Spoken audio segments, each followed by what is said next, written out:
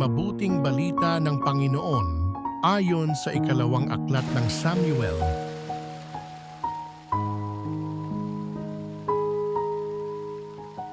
Noong mga araw na iyon, nagkaisa ang lahat ng angkan ng Israel na pumunta sa Hebron upang makipagkita kay David.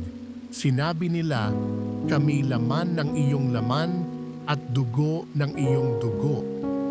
Nang si Saul ang hari namin, nanguna ka sa mga kawal ng Israel sa pakikipagdigma.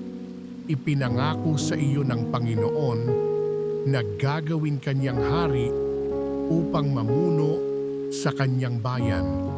Lahat ng matatanda ng Israel ay nagpunta nga sa Hebron at dooy nakipagkasundo sa kanya sa harapan ng Panginoon.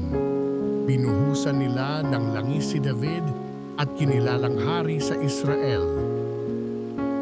Ang mabuting balita ng Panginoon.